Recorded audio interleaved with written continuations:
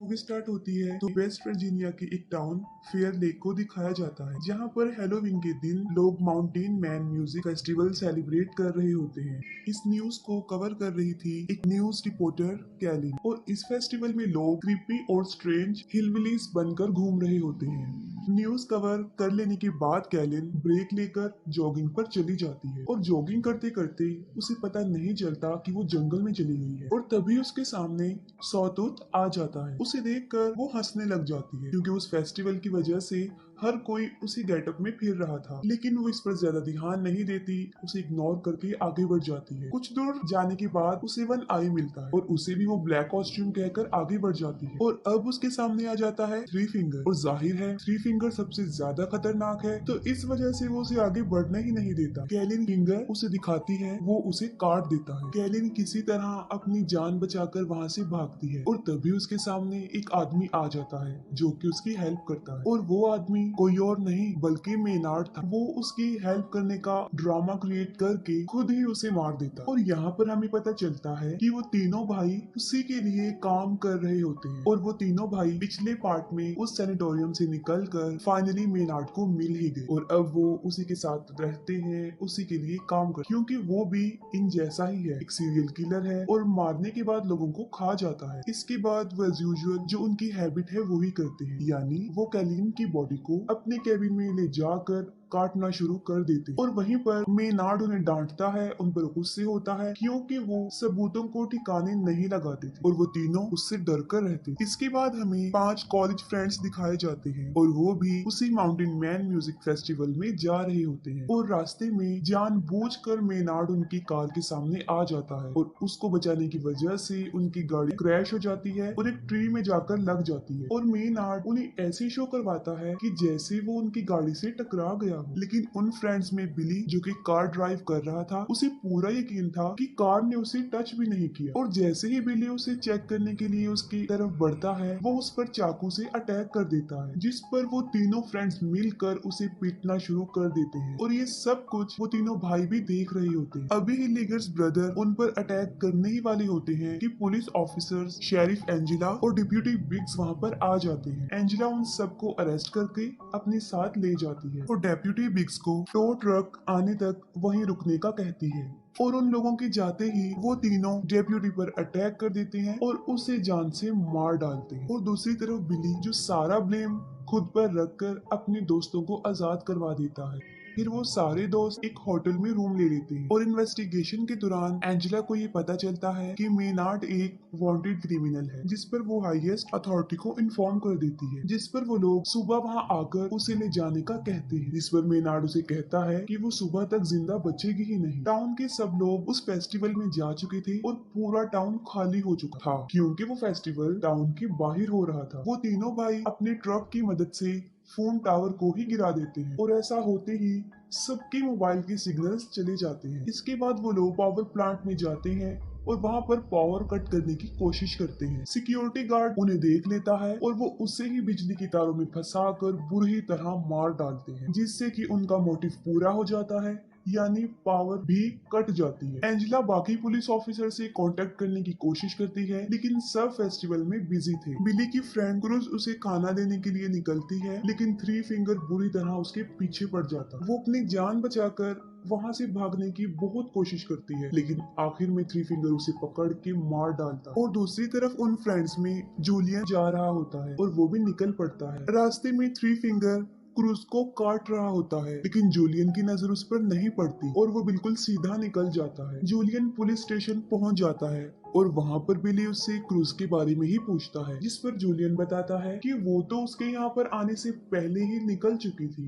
पीछे से लीटा शावर लेने के लिए जाती है, और तभी सॉ टूथ उनके फ्रेंड गस को पकड़ के भी ले जाता है। आवाज सुनकर लीटा बाहर आती है, और वन आई उस पर भी अटैक कर देता है। किसी तरह बड़ी मुश्किल से अपनी जान बचाकर वो वहाँ से भाग जाती है। पुलिस स्टेशन के दरवाजे पर कोई नॉक करता है, और बिली समझता है कि शायद ये क्रूज होगी। तब एंजेला चेक करती है तो वहाँ पर उसका हस्बैंड होता है जो उसके लिए खाना लेकर आया होता है। वो उसे खाना देकर वहाँ से चला जाता है। वो तीनों भाई गस को बांधकर हथौड़े से उसके पाँव पर मार मार कर उसकी टांगे पूरी तरह से तोड़ देते हैं। इसके बाद वो उसे ले जाकर पुलिस स्टेशन के बाहर फेंक देते हैं। वो मदद के लिए काफी चिल्लाता है और बिली और जूलियन उसे फौरन पहचान लेते हैं। एंजेला उसकी हेल्प करने के लिए बाहर जाती है और वो तीनों उसके ऊपर ट्रक चढ़ाकर उसे बुरी तरह कुचल देते और एंजेला कुछ भी नहीं कर पाती और इसके बाद वो उसकी बॉडी रोड पर से हटाकर साइड पर रख देते हैं। एंजेला बिली, जूलियन और एक और प्रिजनर को शॉटगन देकर उन्हें डिप्यूटी असाइन कर देती है। बिली जो कि क्रूज को ढूंढना चाहता था और एंजेला उसे साफ इनकार कर देती है और वो स्टेशन को गार्ड करने का कहती है। खुद वो करीब ही एक शॉप पर जाती है जहाँ पर रेडियो और जनरेटर था। बड़ी बहादुरी से वो वहाँ पहुंचकर जनरेटर को स्टार्ट करने की कोशिश करती है और वो किसी से कांटेक्ट भी कर लेती है जिस पर वो बैकअप बुलाने का कहती है। लेकिन जिस लड़के से उसका कांटेक्ट हुआ था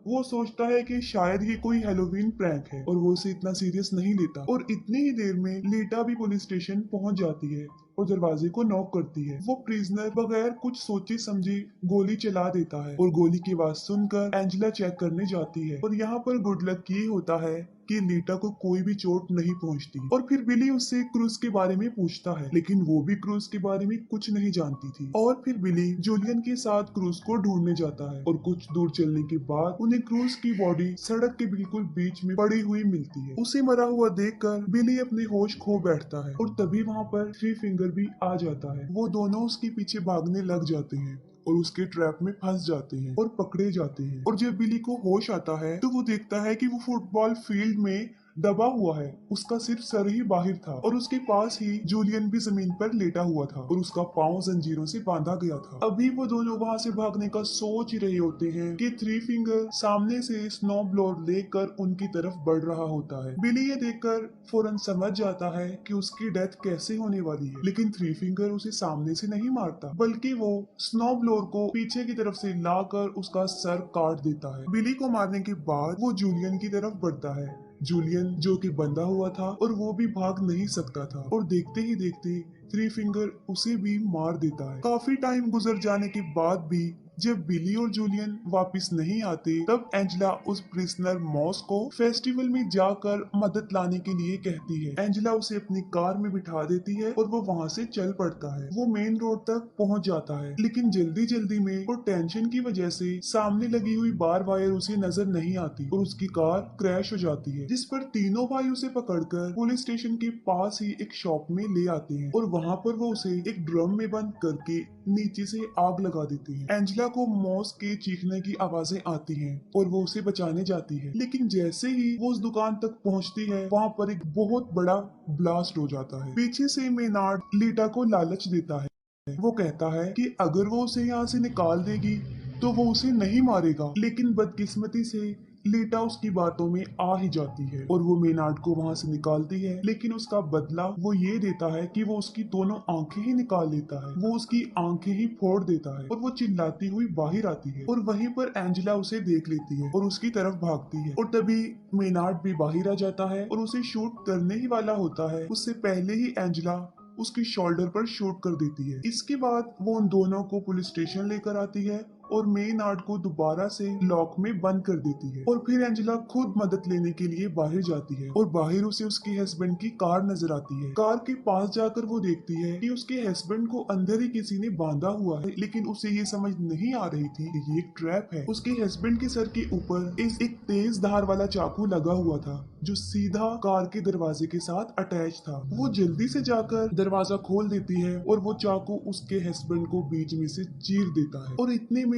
थ्री फिंगर पीछे से ट्रक लेकर आ जाता है और सीधा लाकर कार में मारता है। एंजेला बड़ी मुश्किल से अपनी जान तो बचा लेती है लेकिन फौरन थ्री फिंगर बाहर निकलता है और उसे इतना मारता है कि उसे मार मार कर बेहोश कर देता है। दूसरी तरफ मेनार्ड पूरी लाइफ के लिए लीटा को टॉर्चर करने की धमकी दे रहा होता है। उसकी बातें सुनकर लीटा काफी डर जाती है और वहाँ से निकल जाती है। जब एंजेला को होश आता है तो वो देखती है कि वो पुलिस स्टेशन में बंदी हुई है और वो तीनों भाई वहाँ पर पेट्रोल छिड़क रहे होते हैं। मेनार्ड एंजेला को कहता है कि उसके पास मरने के लिए दो चॉइस हैं। एक ये कि या तो वो जल के मर सकती है और या फिर उसके फेस से एक शॉटगन अटैच्ड है जिसका ट्रिगर उसके पाँव में है और जैसे ही वो अपनी एड़ियां जमीन पर रखेगी उसका सर उड़ जाएगा। वो उसे एक दर्दनाक और एक आसान मौत चूज करने का कहता है। ये कहकर वो पूरे पुलिस स्टेशन में आग लगाकर वहाँ से चला जाता है और जैसे ही बाहर आकर वो ट्रक में बैठता है तब अंदर से उसे शॉटगन की आवाज आती है और वो समझ जाता है कि एंजेला ने दूसरे तरीके से मरने को चुना। लीटा चलते चलते एक रोड तक पहुंच जाती है और तभी उसे एक गाड़ी की आवाज आती है और वो उससे हेल्प मांगती है, लेकिन बदकिस्मती ये होती है कि वो मेनार्ड का ही ट्रक था। थ्री फिंगर नीचे उतरता है और वो लीटा को गाड़ी में धकेल देता है और अंदर मेनार्ड लीटा को वेलकम कहता है और वो सब उसे अपने साथ ले जाते हैं और यहीं पर मूवी एंड हो जाती है। अगर आपको मूवी की एक्सप्लेनेशन अच्छी लगी हो तो काइंडली कमेंट सेक्शन में जरूर बताइएगा। Thank you.